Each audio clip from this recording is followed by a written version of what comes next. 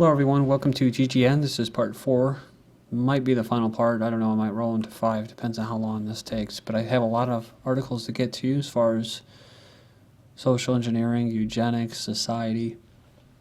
And the first article I have is the new normal. There's always the new normal being shaped, and it's coming from the grassroots, right? Organically, it's coming from the people. Well, no, it's not. It's completely engineered, in my own opinion. Whether I have any control over that, I don't know. But I'm willing to talk about it. I don't really give two craps about being politically correct. So, the new normal, cohabitation, living together, increasingly popular in the United States, says studies. So, as systematically the power elite have destroyed our families, most of them. I mean, we get together and perform the ritual of getting together and stuff, but I just honestly, personally think that through economic warfare and through a lot of propaganda and brainwashing, and they've done it. So, a new study finds that cohabitation is becoming increasingly popular in the United States, with more unmarried couples living together longer and having children together. So, 48% of women ages 15 to 44, their first union was cohabitation, not marriage. It's up 43% in 2002 and 34% in 95. It says marriage was the first union for just 23% of women, compared to 30% in 2002 and 39%, almost 40% in 1995. Within the first year, let's see here. So, it says within the within 3 years of moving in together, 40% of women had gotten married. Another 32% continued cohabiting, while 27% broke up. They say cohabitation is lasting longer as well. Demographers say education is an important factor. Women who didn't graduate from high school are much more likely to have cohabitation as their first union, and women with higher education are more likely to transition into marriage from cohabitation. That's interesting. I always thought it was the opposite. As for having kids together, what we're seeing here is the emergence of children within cohabiting unions among the working class and the poor. Having children within cohabiting unions is much more common among everybody but the college educated. 5 reasons not to marry the one you love from Psych Central. So the psychologists are going to tell you that it's great to be a bride, and it's alluring for everyone to want it, and intoxicating to get married, but they'll give you the reasons why you shouldn't. So, marry the one that you love. No more gay adoptions of Russian children, says Putin. Homosexual couples from abroad will not be allowed to adopt Russian children under the new rules backed by President Putin. The move follows the implementation of a new law on January 1st preventing adoption of Russian children by American couples. So it says here in related news, most recent statistics have shown a significant improvement in the Russian demographic situation, and many of the dire trends appear to be turning around. So it was formerly known as the sick man of Europe, talking about post-communist Russia experienced downward spiral in birth rates, life expectancy, and the health of its people. It says here that Putin has made reversal of these trends a high priority for his government.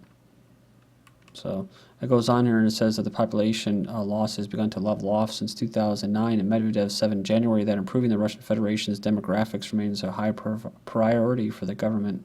Almost alone among European leaders, Putin has also considered limiting measures to curb the country's abortion rate as well. Limbaugh freaks out. Vladimir Putin is saying things I agree with on LGBT rights. So it goes on here and says, it freaks me out. I have to tell you, it freaks me out that Putin is saying things that I agree with. The Russian president has opposed the adoption of Russian orphans by lesbian, gay, bisexual, transgender, foreign couples, and has instructed the government and Supreme Court to prepare changes to the existing law by July 1st. He said it's ironic that he now agrees with Putin, even after growing up fearing the Russians and being told that liberals secretly love Soviet-style communism. Little disclaimer, be careful of Rush Limbaugh. I think he's another Zionist shill, but for whatever it's worth, it's out there, right? Texas A&M bill threatens funds for gay groups. Student Senate passes measure allowing students to opt out on religious grounds. Texas A&M Student Senate has its way. The university's gay, lesbian, bisexual, transgender resource center could find itself lacking funds. The Senate last night passed a religious funding exemption bill, which allows students to opt out of paying student fees that fund university services they disagree with on religious grounds. Up until 24 hours before the final vote, the measure had been called the GLBT funding opt-out bill. One opponent of the bill called a facade to deprive LGBT students of resources to create a safe environment. But the bill's co-author insists the measure doesn't single anyone out. If you think this is pointing someone out, it is a fabrication in your own head that you have created on your own. Said students, most of them opposed to the bill, crowded the Senate chamber and overflowed the hallways. So, says here, the emotional 3-hour debate ended in a 35-28 vote. On a positive note, says studies suggest birth rate ticking up in English-speaking world. The birth rate of the developed world has stopped plummeting, at least in those areas that speak English. The Max Planck Institute for Demographic Research in Germany studied 37 of the world's leading economic powers and found that Great Britain, the U.S., Australia, New Zealand, and Ireland have boosted their births enough to stave off a drop in population. Again, this is by design. They use economic warfare, i.e. you can't afford a child, or one of the family members, i.e. the husband, can't maintain a job or find a job or work, and so the wife leaves them. And they of course, they try to have kids later, and then they find out that they're sterile, they're infertile, and they can't have kids. That conflicts with previous estimates, which did not account for the fact that women are having children later in life. This may have set those calculations off by as much as 20%, the group stated.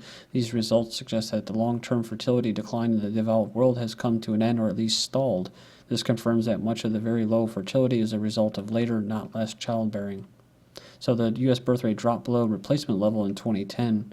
Much of America's booming births are attributed to immigrants who made up 80% of all U.S. population growth between 2002 and 2012. So this is all part of the design of mixing the races and just killing people's culture. So, break the eggs, make the omelet of this new world order. America's teen birth rate is falling, but remains the highest in the world. That's because they're, contraceptives in school, and counselors and nurses, and making the pill available at school, making sure they call them in to the office that they take them. I mean, it's just insane. So it could be, too, that they're becoming more infertile. Who knows? Washington State looks to force abortion coverage.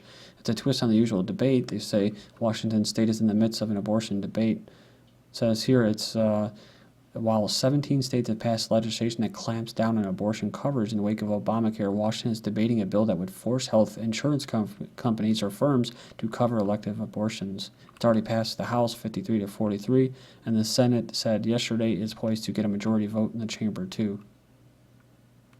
It's being labeled a bullying bill. They say they argue that the bill would force people to participate in a system they don't want to be a part of.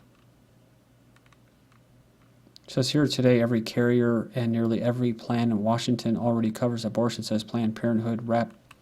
Says the Reproductive Parity Act will keep it that way. And actually, the Planned Parenthood head actually just was basically saying that they didn't get any permission from the parents to carry out infanticide, basically killing babies after they were basically still alive after a botched abortion. So, and she stunned the panel that she was speaking to, and she said that France makes abortion free. So in France, they were just having a big thousands, if not hundreds of thousands of protesters against this basically gay marriage bill that they were pushing in France.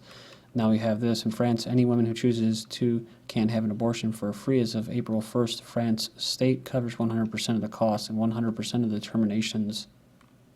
It's introduced as one of the socialist president's campaign promises as part of a drive to bolster women's reproductive rights and health. Don't forget it's health. The reform is designed to remove the barriers that continue to prevent women exercising their fundamental right to decide what happens to their bodies. So like in Brazil and in South America, that's a fundamental right to get a sex change, and the state will pay for it.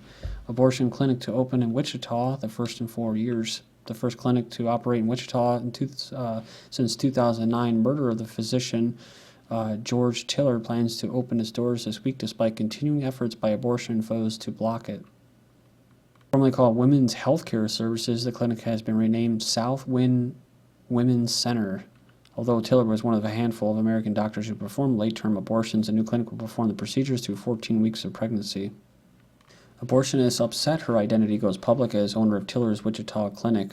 Through an undercover investigation conducted by Operation Rescue, it's been learned that the Chicago-area abortionist Cheryl Chastain has made plans to fly to Wichita to provide abortions at the Southwind Women's Center. What appears to be a bait-and-switch tactic, Chastain has filed has filed to open a professional association under the name Wichita Medical Center at the same address of the proposed South Winds Women's Center operated by Tiller. The Kansas law requires that clinics that provide medical services be owned by licensed providers. So, Kansas lawmaker blasts Taliban-like bill defining life beginning at fertilization. So it's weird that they would bring this in, when people, for the most part, don't want it. The Kansas State Senate on Monday advanced a tough anti-abortion bill that would define life as beginning at fertilization. That's after they come off some research that's found that they have a heartbeat within a couple of weeks or something. Stripped Planned Parenthood's role in sex education, forced women to be told about dubious connection between abortion and breast cancer. So the bill would prevent all abortion providers from providing information to students in public schools, eliminate the exception allows women to have mid or late-term abortion for mental health reasons, prohibit women from claiming abortion medical expenses on their taxes, and force abortion providers to tell patients about disputed link between abortion and breast cancer. So, moving on, media distorts the news in favor of gay marriage. So, as thousands trekked across the country in the week to protest, the Supreme Court, while justices heard arguments on the Prop 8 and DOMA, the media did the same by voicing their own opinions, from networks to online news sites. So-called neutral journalists twisted coverage in support of gay marriage.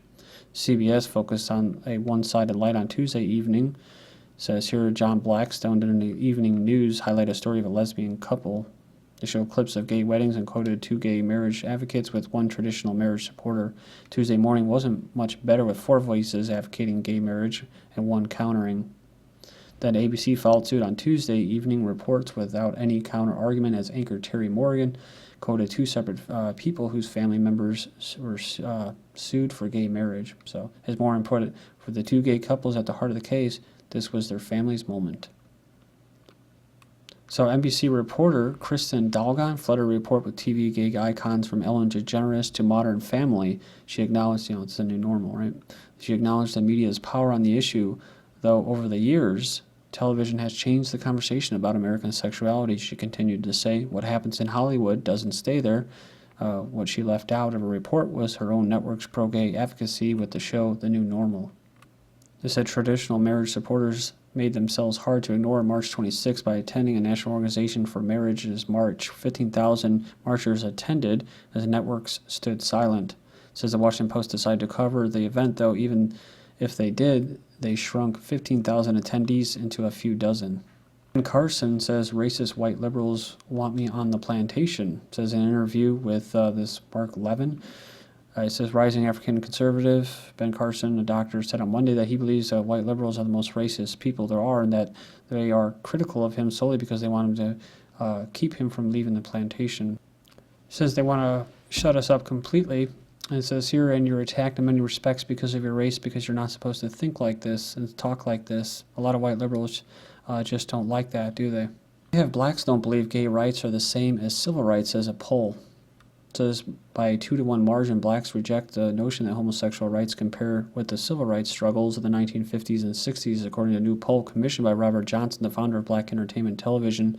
The poll found that more blacks oppose redefining marriage and believe clergy are right to denounce homosexuality. It says in all, 55% of blacks deny the idea that equal rights for gays are the same as equal rights for African Americans. Only 28% believe they were the same. And of course, then they'll peddle out Al Sharpton and Jesse Jackson out there to be the authority on black people, right? ADHD diagnosis in U.S. children rise 53% in the past decade. 1 in 5 high school boys and 11% of kids and teens overall have been diagnosed with attention deficit hyperactivity disorder at one point in their lives. So it says here, attention disorder or not, pills to help in school. So it's going to go in there and talk about the pills boost focus and impulse control. And impulse control in children. This is mind control, dude. It's already a re-education camp. But they're going to prescribe kids pills now, whether they got a diagnosis or not. Psychiatry Bible DSM will add PTSD for preschoolers. That's right. You can get them on drugs younger, but don't forget about this, right? Sex education, talking to toddlers and preschoolers about sex. Sex education often begins with child's curiosity, so it says here you're going to start talking to preschoolers about it. But they already do it with kindergartners, so it's not a big deal, right? And then, when they get caught like this, when they have Toronto School Board web link offers kinky sex advice about how to masturbate. Liberal sex ed teacher pushing birth controls in trouble for teaching sex ed.